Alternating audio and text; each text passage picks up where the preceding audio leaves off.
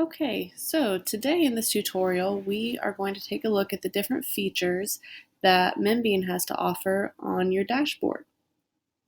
For the most part, people usually spend their time here in this area, Start Learning, and their last learning session. But Membean has a lot of cool features embedded that are really helpful for improving your learning.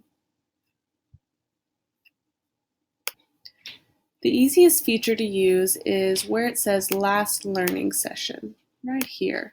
And it will show you actually your last three. So in this session, it'll give you a basic overview.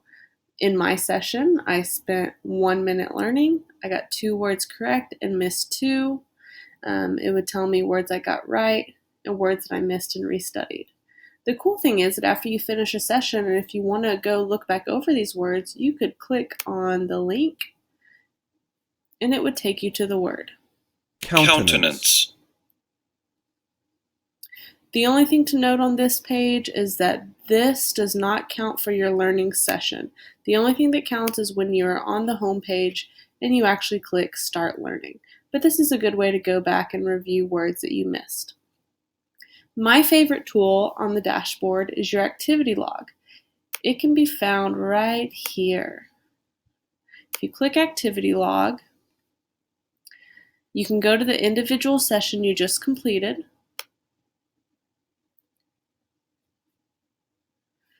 And this will tell you if anything in your session was less than optimal for learning.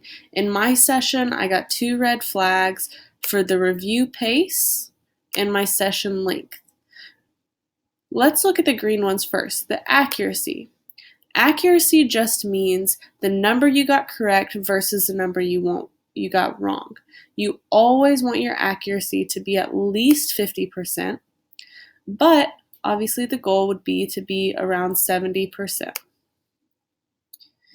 If you get less than 50, you will see the vocabulary score affected by that. Moving on to activity. This is where you can find out whether or not you had dubious minutes. If I had had some time where I had been on my phone, not paying attention, and just letting my session run, here where it says no inactive zones detected, I would have seen instead a thing that said inactive zone, and it would have listed the time periods. If you have inactive zones, those are going to be subtracted from your total minutes. So let's say I had an inactive zone of 2 minutes and I studied for 10. I would only have counted 8 of those minutes. So this is a really important thing to note. Review pace is just something to look at. If you get a word wrong, you should be spending a bare minimum, Membean says, of 10 seconds reviewing that word. I usually spend about 30 seconds on a word page. I go back and look at the definition, write myself a memory cue if I need to, listen to some of the examples, things like that. I know this use. This is just if you are clicking that button, I know this too often, you'll get a flag here. The only reason that they warn you about this is because if you're clicking that often, every single word that you click I know is eligible to be quizzed over. So they don't want students clicking I know this too frequently. And then the last thing in your activity log is your session length. I like this because it tells you exactly how much time you spent on each word. And it'll tell you for your session length which ones it was. And red would be a word that you went back to and restudied. Green, you got the questions answered correctly. And then over here, if I had a new word come up, it would have been the blue box. Okay, going back to my dashboard, the last feature that I want to show you is down here, your study time. You always want to come down to training date range. Don't ever just rely on where it says you've trained 2 minutes in the selected time interval. For some reason, the time interval defaults to a month, and we don't ever look at a month period. So you want to go more specific into a training date range.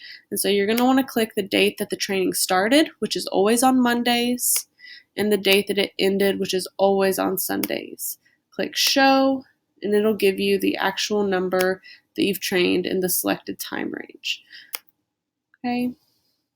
And then it will also tell you during all of those sessions, your new words, your correct versus incorrect, which is a really easy way to figure out what your overall accuracy is for all of those study sessions.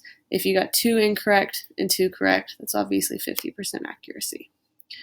Okay. The last thing that you should see is down at the very bottom of your dashboard where it says quiz section. My teacher account doesn't have any quizzes, but when you take a quiz, it will be listed here. There will be a link to click on, and you can actually look at the questions and words that were on that quiz for studying. Okay, I hope this has been a really helpful tutorial on how to use your dashboard. Happy learning!